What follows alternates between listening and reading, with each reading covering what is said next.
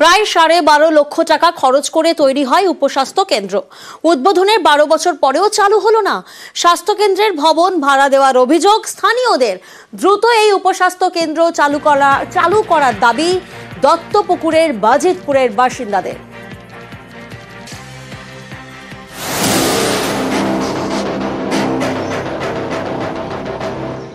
দোতলা ভবন, রং নষ্ট হতে বসেছে, জানলার কাঁচ ভাঙা, ভেতরে উকিঝুঁকি মারতে চোখে পড়ল কম্বল মাদুর রাখা।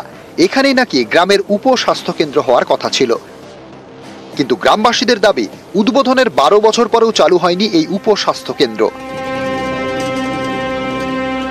চালু হোক, দেশের জনগণের উপকার হোক, আমরা চাই না। সরকার করেছে কি জন্য করলো?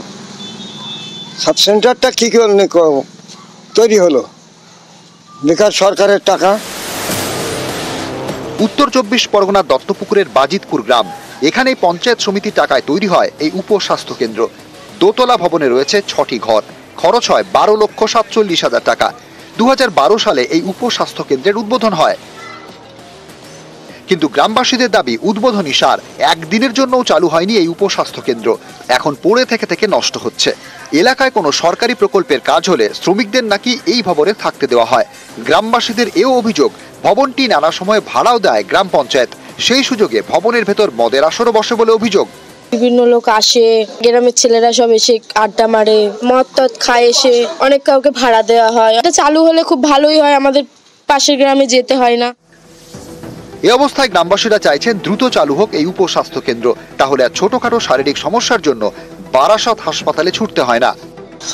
একই সঙ্গে মাইলিকুড়ি একটা হলো আর এই বাইতপুরি একটা হলো, মাইলিকুড়িটা চালু, এটা চালু হলো না। যে গরিব লোক, এটা হয়েছে যাতে গরিব লোক সাহায্য পায়, কেন এটা চালু হয়? আমরা চাইছি এটা চালু হোক, মানুষের সুবিধা হোক।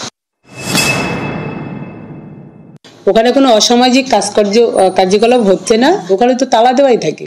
এই সেন্টারটা আসাটা অনেক দূরত্ব। অলরেডি একটা সাব সেন্টার হচ্ছে যেখানে সাধারণ মানুষের যারা বসবাস করছে তাদের খুব কাছে, কিন্তু ওটা ব্যবহার হতো, কিছুদিন বন্ধ ছিল, এটা আমার জানার বাইরে ছিল। হেলথ দিদিদের সঙ্গে কথা বলেছি, তাদের পরিষেবা দেওয়ার জন্য আমরা ওনাদেরকে বলেছি।